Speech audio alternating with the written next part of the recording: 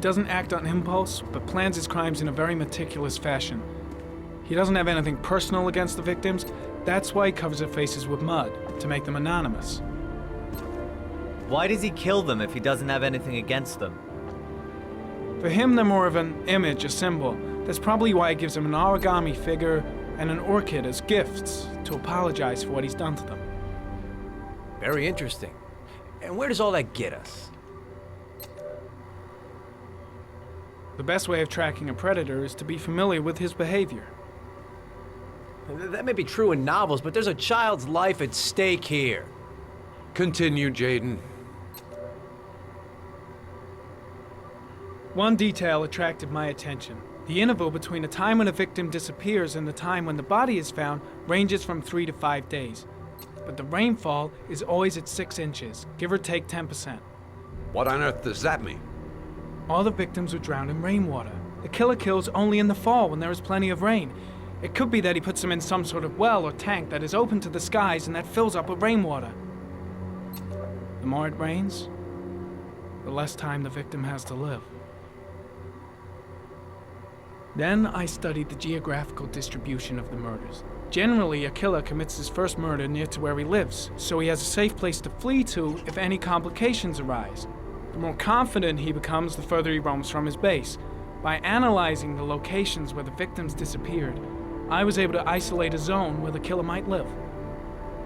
And what size is this, zone? For the moment, about 10 square miles. Oh, great. There must be 10,000 people live in that sort of area. You gonna question them one by one? The more clues we get, the more we can reduce the zone. We can then cross-check it with our list of suspects and identify the killer. So what's next? There are 2 suspects whose psychological profile might fit and can be connected to the comfort zone.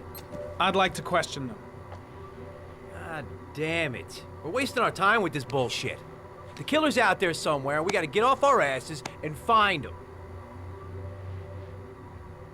Blake, I've had just about enough of your shit.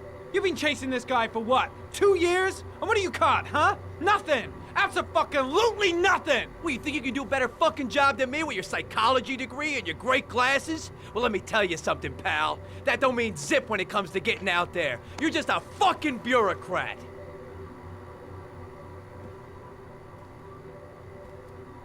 Your vast experience hasn't prevented 8 victims from being murdered. Fucking asshole! That's enough!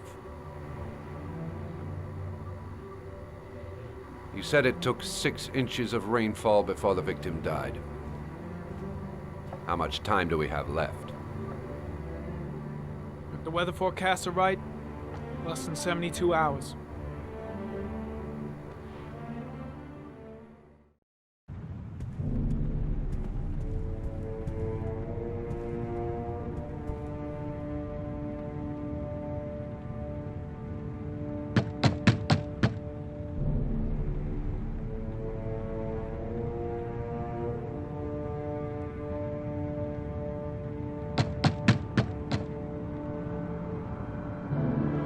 No answer. We waste our time coming here. Maybe we should have a little look inside anyway. There's nobody home.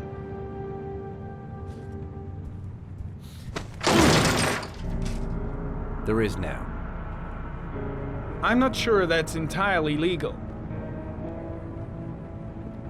Call the cops.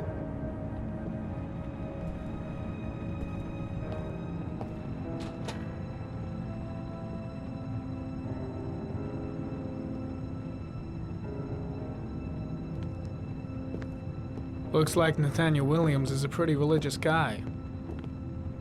He's a God-fearing idiot, waiting for the end of the world. We questioned him a few months back because he was causing a disturbance in the park. He was ranting and raving.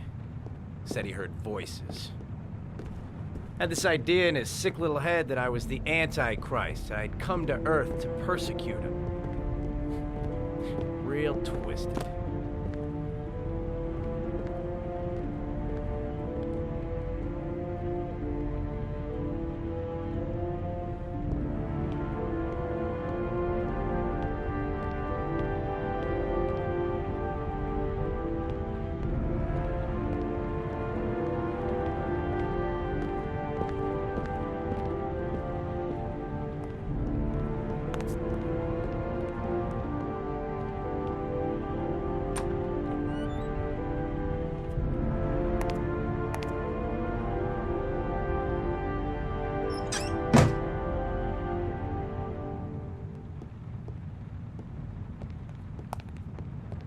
The walls are covered with writing.